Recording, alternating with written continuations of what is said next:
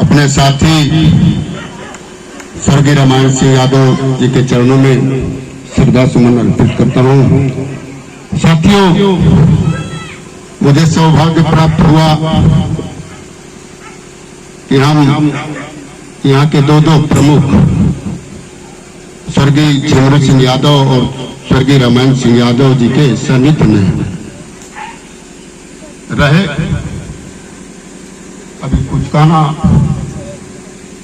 उचित नहीं समझते हैं। पुनः मैं आप सबका अभिनंदन करते हुए आप सबको श्रद्धा सुमन अर्पित करता हूं प्रमुख के चरणों में। जय हिंद, जय भारत। हम सारे लोगों को ऐसे अपने महबूब नेता प्रगतिशील बुद्धिजीवी जो वामपंथ की भारतीय कम्युनिस्ट पार्टी की राजनीति से जो पूरे जिले में प्रेरित रोशनी का काम किए, आज हमारी सबकी ड्यूटी है कि ऐसे नेता के पुण्यतिथि के अवसर पर जो आज का नौजवान दिशा विहीन हो रहा है, जिसके अंदर राजनीति एक बेहतर इंसान, बेहतर समाज सेवी, बेहतर विद्यार्थी, बेहतर नौजवान बनाने की हम सारे लोगों की ड्यूटी है कि समाज जिधर जा रहा है उन तमाम लोगों के अंदर ऐसे अपने महबूब नेता कामरेड रामायण यादव के जो विचार हैं, जिस पर हम चर्चा कर रहे हैं, आने वाली जो नई जनरेशन है उसके अंदर प्रेरणा पैदा करें और प्रेरणा पैदा करके हुए ऐतिहासिक धरती भूसेपुर जो क्रांतिकारियों की जनपद में ऐतिहासिक धरती के नाम से जानी जाती है, जो कामरेड सरजू पांडे की सरजमी रही है। सरजू पांडे के नेतृत्व में ये इलाका लाल झंडे के नेतृत्व में पूरे जिलों को रोशनी देने का काम किया। और मैं कहना चाहता हूं ऐसे पुण्यतिथि के अवसर पर और भारतीय कम्युनिस्ट पार्टी के पूरे जिले की तरफ से कि ऐसे अपने महबूब नेता के जो विचार हैं पूरे जनपद में, ये विचार को आत्मसात करके एक नई समाज के निर्माण में हम सारे लोग भूमिका अदा करें, तब जाकर के सच्ची श्रद्धांजलि होगी। यही बात कहते हुए मैं अपने महबूब नेता को क्रांतिकारी लाल सलाम पेश करके अपनी बात समाप्त करता हूं। मैं जनपद गाजीपुर में मौजूद हूँ। सरजू पांडे का क्षेत्र है। आज यहाँ पे पूर्व ब्लॉक प्रमुख रामायण सिंह यादव छुट्टी मनाई जा रही थी। शख्सियत क्या है मऊ जब पाएंगे जानना चाहता हूँ इस वक्त समाज के क्या हालात हैं। किसान में से उत्तर प्रदेश किसान से करता हूँ। देखिए, राजनीति और धर्म अलग चीज है। जब जाति और धर्म राजनीति में आता है तो आतंकवाद पैदा होता है, दंगा पैदा होता है, उनसे नेता नहीं करता। नेता पैदा होना बंद हो गए, इसमें सड़क गर्म होना बंद हो गई।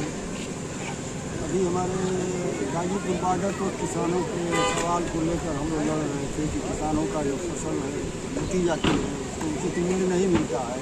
700 किसान मर गए। MSP को हम कानूनी मान्यता दिलवाना चाहते थे, लेकिन पूर्वांचल का किसान MSP जानता ही नहीं, इसलिए कि जाति और धर्म। अगर पूर्वांचल का किसान जानता कि MSP क्या है, इसको कानूनी मान्यता मिलना चाहिए, तो हमारा धान 2450 रुपया पर लेना अनिवार्य हो जाता है। जब 2450 पर लेते तो हम लड़ते कि नहीं इसको 3000 करो। जब 2450 अभी नहीं ले पा रहे हैं, इसी की लड़ाई है। मैं आपसे जानना चाहता हूँ कि आप जमीनी आदमी आपकी इससे पहले हम लोग लड़ रहे थे कि आपका हमारे वोट को बैलेट पेपर न होने EVM से उठा जा रहा है। EVM को लाया जा रहा है, EVM हटाओ, बचाओ। अब दूसरा मुद्दा आ गया है, वोटर लिस्ट बचाओ। क्या मैं जानना चाहता हूँ कि क्या वोटर लिस्ट को नया मुद्दा खड़ा करके असली जो था आपका बैलेट पेपर से दिमाग को हटाने के ऐसा किया गया है? बैलेट पेपर तो होगा तो ऐसा नहीं हो पाएगा, लेकिन एक कहावत है पुरानी की, जो भैंस चोर खोलता है पूरब लेकर जाता है, उसका घूर लेकर के पश्चिम जाता है और पकड़ने वाले पश्चिम दौड़ते हैं। तो हम लोग ईवीएम पर ईवीएम कर रहे थे, लेकिन सारी चोरी बैलेट पेपर से करे वोटर लिस्ट से हो रही है। अब वोटर लिस्ट पर आप जाएंगे तो ईवीएम में चला जाएगा, कहीं ना कहीं वो घूमता रहेगा। जब चीफ जस्टिस ऑफ इंडिया ने पास कर दिया कि वोटर लिस्ट जब चुनाव आयोग बनेगा तो हमारा भी पर्ची, सुप्रीम कोर्ट का भी चीफ जस्टिस है, लेकिन उसको हटा दिया गया। तो जो हटा दिया गया तो अपना मनमानी तो हो गया ना। तो चुनाव में जितनी राजनीतिक पार्टियां जब देखते रह गए, अपना कुछ कर लिया तो अपना काम तो करेगा ही।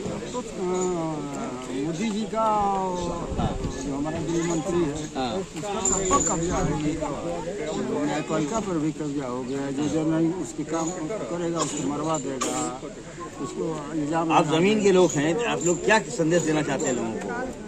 जात धर्म मजहब से ऊपर उठकर लड़ना पड़ेगा, नहीं तो कुछ बचेगा नहीं, न वोट बचेगा न नोट बचेगा, कुछ नहीं बचेगा। हमको 500 वर्ष पुराना ले जाकर ये के ज़माने में फंसाते रहेंगे और कब्र में। ये लूट का ज़माना है, 300 वर्ष इधर का अंग्रेजों का, इधर तो गांधी के हत्यारे जो है गांधी जी के समाधि पर फूल माला चढ़ा रहे हैं, स्थिति हो गई है। देखिए आप मऊ से आए थे, मऊ से एक साहब और आए हुए हैं, मऊ से जाना चाहता हूँ। क्या नाम पड़ेगा आपका? निसार अहमद मेरा नाम है। बताइए कि आप आज आने का मकसद क्या था आपका? ये पूर्व ब्लॉक प्रमुख रामायण सिंह यादव जी की आज पुण्यतिथि थी और वो जमीनी लीडर थे।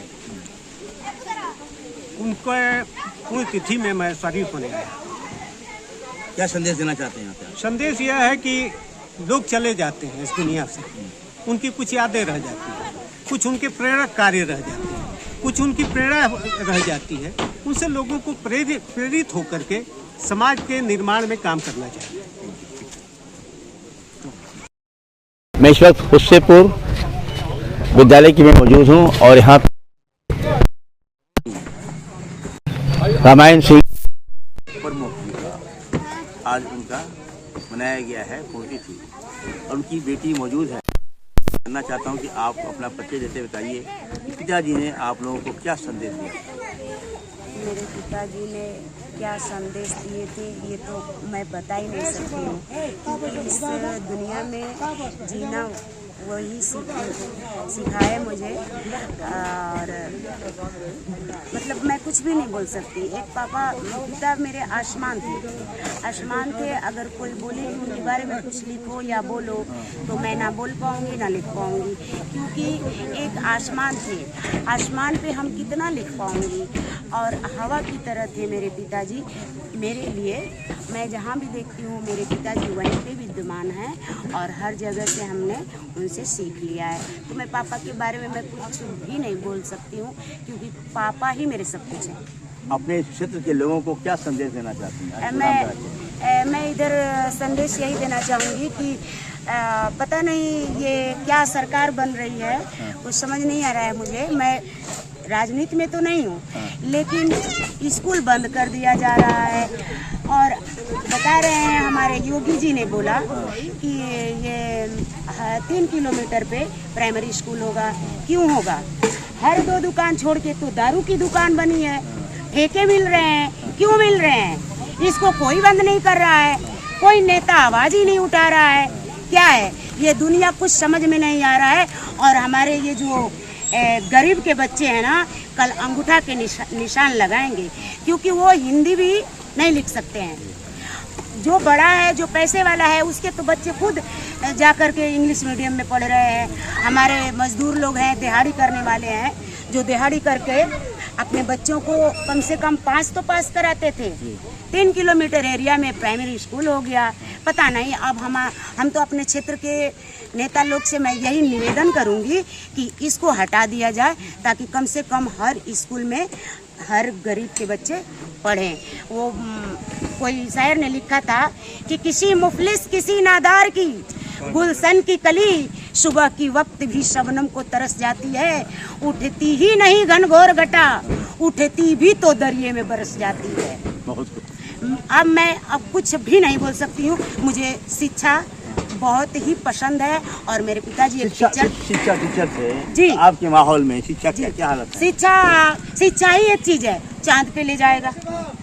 चांद पे जाना क्या है, वैज्ञानिक है, वैज्ञानिक ही जा सकते हैं। शिक्षा आप ग्रहण करिए, चांद पे जाके बैठिए, बस।